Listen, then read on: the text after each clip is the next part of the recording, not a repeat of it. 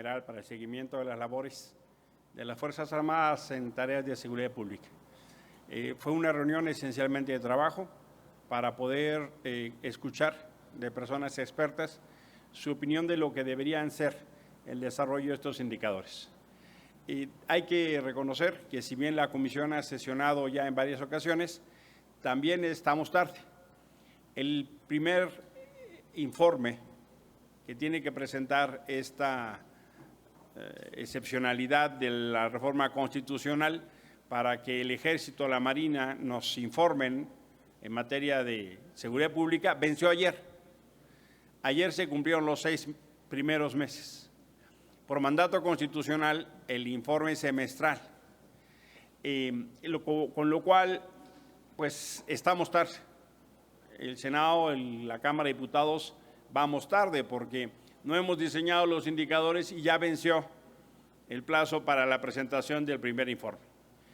Esperamos que en lo sucesivo se pueda dar una dinámica donde el Congreso ejerza sus facultades de control parlamentario en tiempo y en forma.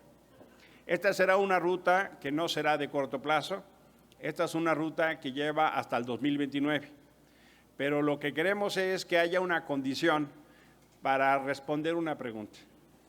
¿Cómo vamos a hacer como país para que en el 29 ya no se tenga que volver a hacer uso del Ejército en labores de seguridad pública? Supuestamente esa pregunta se iba a responder con la creación de la Guardia Nacional. Para eso se hizo la Guardia Nacional en el 19. Y lejos de responder y aclarar esa situación, se extendió el mandato del Ejército y de la Marina en las calles y tenemos una Guardia Nacional que López Obrador todo el tiempo insiste en militarizar. Ningún gobierno ha tenido el respaldo que ha tenido del Congreso de la Unión en materia de leyes, en materia de instituciones y facilidades para proteger la seguridad de las personas. Ninguno. Ya hubieran querido Peña y Calderón tener el respaldo que tuvo López Obrador. Y sin embargo, los indicadores en materia de seguridad no están mejor. Un buen ejemplo es lo que pasa en el metro de la ciudad. De manera extraordinaria, le pusieron 6,000 guardias nacionales y los robos en el metro aumentan. No está funcionando la estrategia. Y la labor del Congreso es cómo generamos un mecanismo de seguimiento que nos dé certeza de qué está pasando en el territorio, cuál es la estrategia, qué hacen ante las violaciones a los derechos humanos, cuáles son el tipo de sanciones, cómo se colabora con los gobiernos estatales y qué pasa en materia de uso del presupuesto en estas labores.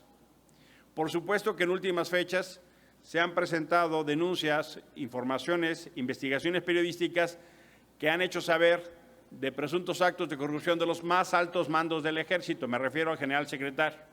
Y por supuesto que esas cosas preocupan, porque lo que hemos estado advirtiendo en materia de militarización ahora pudiera incluso tener ya no solo la conformación de una élite empresarial militar, sino de casos graves de corrupción.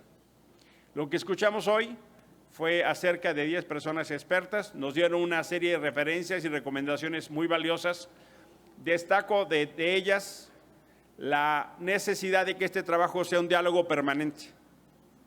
También hubo voces muy críticas, el caso del doctor Alejandro Madrazo, invitado por el Grupo Plural, que hizo un claro señalamiento en el sentido que tenía muy pocas expectativas de este ejercicio y que tenía un claro reclamo al Congreso de la Unión porque había abdicado sus responsabilidades de control parlamentario y que se estaba dando un proceso de militarización en México ante la complacencia, la omisión y la pasividad del Congreso de la Unión. Me parece que esas críticas son ciertas, es muy pertinente escuchar esas voces, así como hubo otras personas que hicieron una serie de reflexiones de todo el monitoreo que han hecho de las labores de seguridad en materia policial. Estuvo con nosotros la doctora María Elena Morera, estuvo el maestro Ernesto López Portillo de la Universidad Iberoamericana, estuvo Santiago Aguirre del Centro Pro Derechos Humanos, que como ustedes recordarán, hace poco se hizo saber que el Ejército estaba espiando a Santiago Aguirre y a otra integrante del Centro de Derechos Humanos, Miguel Agustín, con una instalación ilegal del software Pegasus en esta administración. Estuvo también el maestro Ricardo Rodríguez de la Universidad de las Américas Puebla y hubo varios académicos más de la Universidad Nacional Autónoma de México. A todas ellas, a todos ellos les agradecemos su participación. Hemos externado desde el Grupo Plural la necesidad de que este diálogo y acompañamiento sea permanente. También creemos que es muy importante que estén acá quienes en la Marina, en el Ejército y en la Guardia Nacional hacen las estadísticas y los indicadores. Conocer de cerca a los operadores en las Fuerzas Armadas y de seguridad en términos de poder hacer un trabajo de inteligencia coordinada. Hubo un tema que con eso me parece se considera, se consensa la expresión de esta reunión. Los indicadores tienen que hacerse con las Fuerzas Armadas y no contra las Fuerzas Armadas. Este trabajo de control parlamentario tendrá que ser permanente. Algunos de los expertos señalaron que esta comisión ha tenido más trabajo que la Comisión Bicameral en materia de seguridad nacional, pero necesitamos adelantar el paso. Esperamos que en lo sucesivo el desarrollo de los indicadores sea antes de que se presenten los términos de vencimiento. Ya pasaron los primeros 6 meses y no nos hemos podido poner de acuerdo para el desarrollo de indicadores. Esperamos y confiamos la presencia del general secretario, del almirante secretario, de la secretaria de Seguridad y del comandante de la Guardia Nacional. Es un compromiso que se ha establecido. Esperamos que cumplan la palabra y no que evadan, como ha sucedido en otras ocasiones. Muchísimas gracias por su atención. Senador, si usted no lo permite, le pregunta Araceli Rivera, del financiero Bloomberg. Adelante, por favor. Senador, ¿le puedo hacer una pregunta de otro tema? Sí. ¿Sí? Quiero ver su opinión sobre el decreto que publicó ayer el presidente después de la resolución que dio la Corte de echar atrás el decretazo, y a la versión vespertina el presidente ya publica este decreto. Pero además también quiero preguntarle, esto es una muestra del presidente, ¿abre ya abiertamente el pleito con la Corte, el desafío, el desencuentro? ¿Cómo lo ven ustedes? En el lenguaje simple y llano, lo que hizo López Obrador se le llama una chicanada, ¿no? Una trampa. Es una resistencia que demuestra su poco compromiso democrático. Algunos le llamarían berrinche, ¿no? Es decir, el presidente está optando por una deriva autoritaria muy peligrosa. El mensaje que manda López Obrador es de que no le hace caso al árbitro. La Suprema Corte de Justicia de la Nación es el árbitro último en la diferencia que pudiera haber entre poderes, entre instancias del Estado mexicano, entre órganos autónomos. Aquí hubo una diferencia entre el INAI y el Poder Ejecutivo, y la Corte está resolviendo en materia de lo que es o no constitucional. El mensaje de no atender al árbitro es un mensaje muy delicado. El presidente ha decidido una intransigencia peligrosa.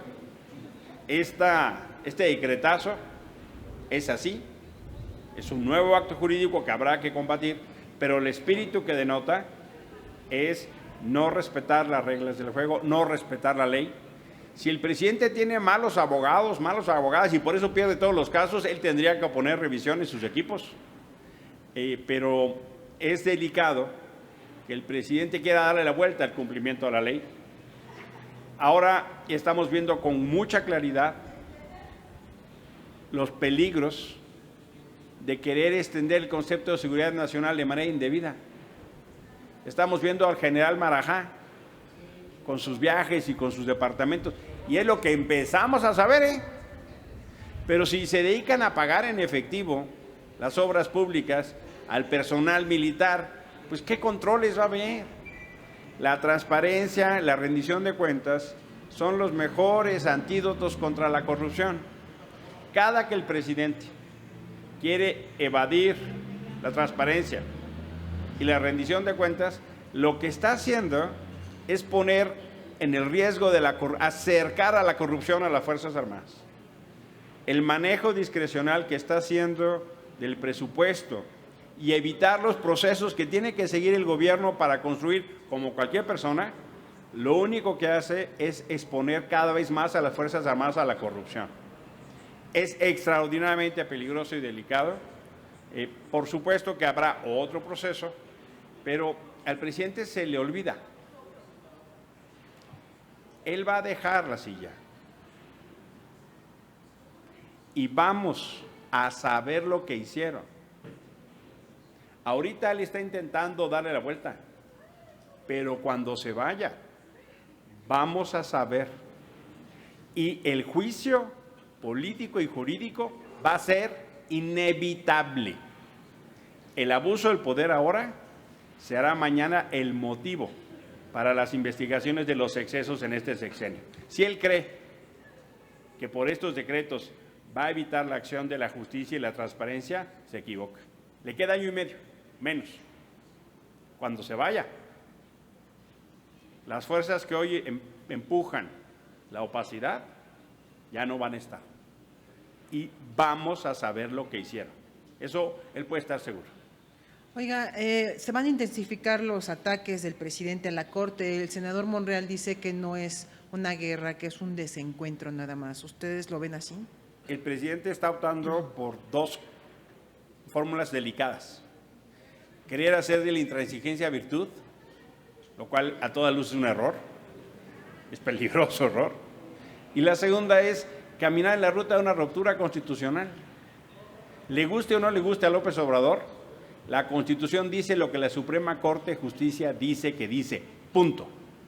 Él no puede esperar que cuando los ministros le dan la razón van bien y cuando no le dan la razón los llena de insultos. Pues ¿qué compromiso democrático es ese? Que se calme un poquito, que se aserene.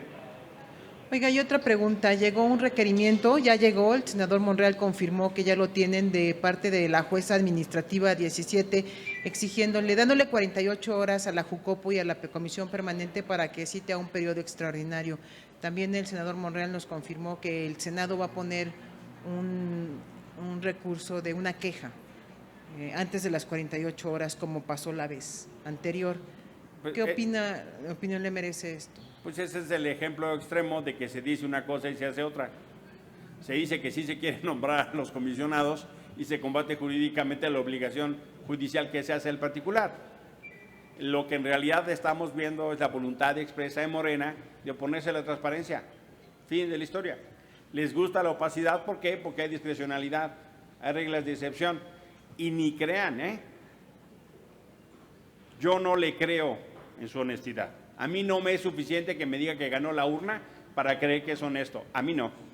Y eso pasa con cualquier gobernante. No es de si son buenos o malos, claro que no.